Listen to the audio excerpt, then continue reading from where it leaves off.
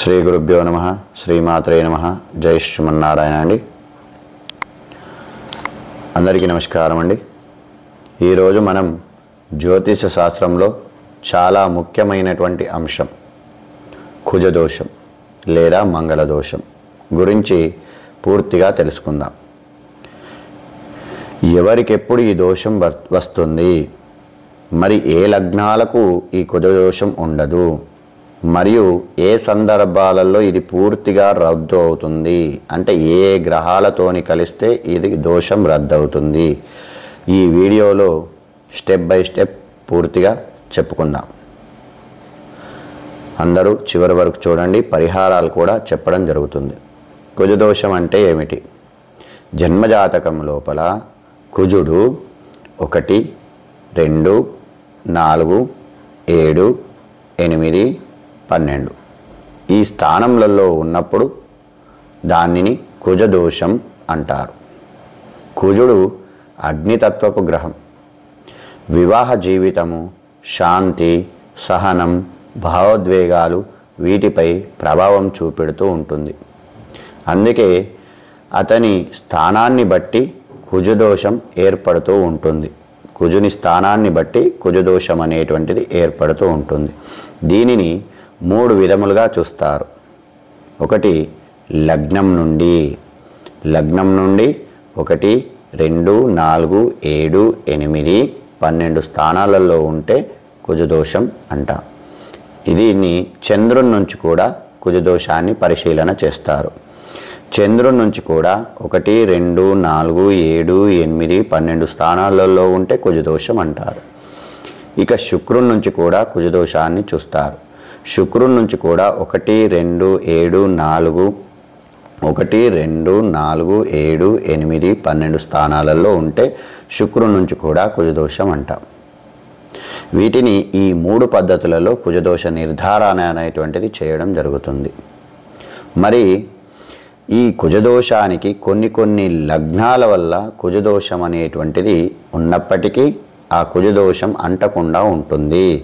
కుజదోషం పూర్తిగా లేనట్టు కాదు, కుజదోషం ఉన్నా దాని పరిహారం జరిగిపోయింది అని అర్థం. అది ఏ లగ్నాలకు? అన్ని లగ్నాలకు ఇది ఒకేలా ఉండదు. కొన్ని లగ్నాలకు కుజుడు శుభగ్రహంగా మారుతాడు. ఇప్పుడు చూద్దాం ఏ లగ్నాలకు కుజదోషం ఉండదో. కుజుడు మేషలగ్నం వారికి కుజదోషం అనేటువంటిది అంటదు. అలాగే కర్కాటక లగ్నం వారికి కుజుడు 5వ 10వ అధిపతి, యోగకారక గ్రహం కాబట్టి దోషం అనేటువంటిది అంటదు. సింహలగ్నం వారికి కుజుడు 4వ స్థానము 9వ స్థానాధిపతి కాబట్టి శుభఫలదాయకుడు అవుతాడు కాబట్టి కుజదోషం అనేటువంటిది అంటదు. ఇక ధనుర్లగ్నం వారికి కుజుడు 5, 12 స్థాన అధిపతి, దోష ప్రభావం అనేటువంటిది తక్కువగా ఉంటుంది. ఇక వృశ్చిక లగ్నం వారికి కూడా కుజదోషం అనేటువంటిది అంటదు. లగ్నాధిపతి అవుతాడు కాబట్టి కుజదోషం అనేటువంటిది అంటదు.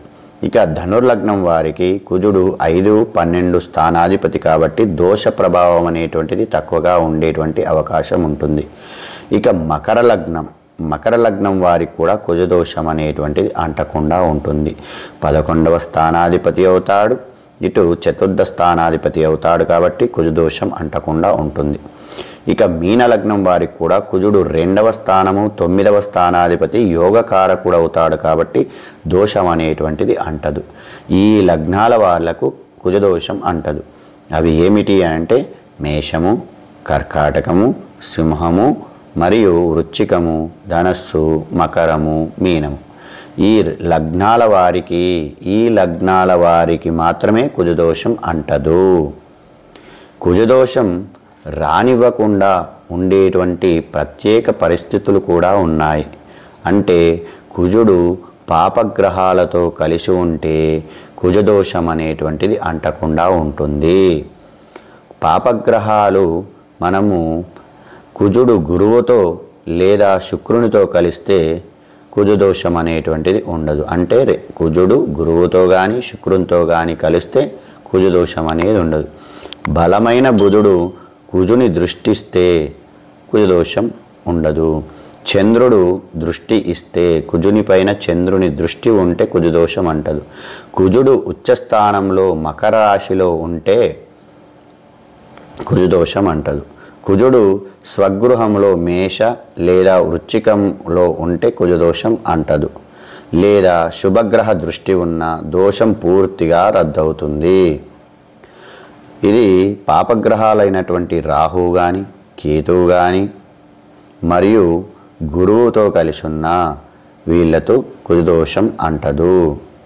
ఇంకా ముఖ్యమైనటువంటి విషయం, ఇద్దరి జాతకాలు చూసినప్పుడు, వధువుది వరుణ్ది జాతకాలు చూసినప్పుడు ఇద్దరి జాతకంలో కూడా కుజదోషం ఉంటే వీరిద్దరికీ దోషాలు సమానంగా ఉండటం వల్ల ఈ కుజదోషం అనేటువంటిది రద్దవుతూ ఉంటుంది. అందుకే జ్యోతిష శాస్త్రాలు చెబుతాయి, కుజదోషం ఉన్నవారితో వివాహము చేసుకుంటే బాగుంటుంది, దోషం అనేటువంటిది రద్దవుతుంది. ఇది సమతుల్యమైనటువంటి శాస్త్రీయ ఆధారం మీదే ఆధారపడి ఉంటుంది. కుజదోష పరిహారాలు ఏమిటి అంటే, జాతకంలో కుజదోషం గాఢంగా ఉంటే భయపడాల్సినటువంటి అవసరం లేదు. ఈ కుజదోషం అనగానే భయపడాల్సినటువంటి అవసరం లేదు.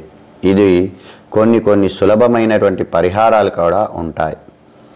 మీకు తెలిసినటువంటి మీ అర్చకుని ద్వారా పూజా పరిహారాలు చేయించడము, మరియు ప్రతిరోజు హనుమాన్ చాలీసా చదవడము, మంగళవారం ఉపవాసం ఉండడము, సుబ్రహ్మణ్య స్వామి లేదా ఆంజనేయ స్వామి ఆలయం ప్రతిరోజు దర్శించుకోవడము, కుజగ్రహ శాంతి హోమము, మంగళదోష నివారణ పూజలు చేయించుకోవడము, కేతు లేదా కుజ మణిరత్నము గురించి ఆచార్యుల సలహా తీసుకొని పగడం ఉంగరం ధరించడము చేయడం వల్ల కుజదోషం అనేటువంటిది తగ్గుతూ ఉంటుంది.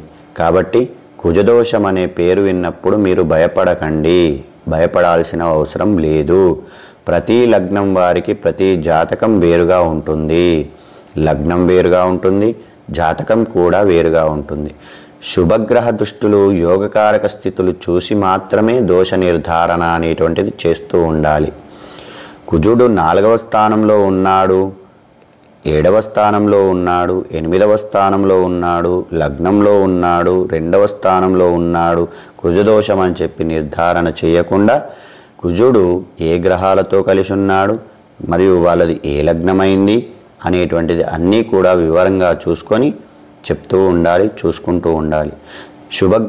జ్యోతిష్యం అంటే భయం కాదు. జ్యోతిష్యం అనేటువంటిది భయం అనేటువంటిది కానే కాదు. ఇది ఒక మార్గదర్శకం. ప్రతి విషయానికి కూడా సులభమైనటువంటి పద్ధతి లోపల మనకు పరిహారాలను చెప్తూ ఉంటుంది. మీకు ఈ వీడియో నచ్చితే లైక్ చేయండి, సబ్స్క్రైబ్ చేసుకోండి, బెల్ ఐకాన్ గంట నొక్కండి, నన్ను ఆదరించండి, షేర్ చేయండి.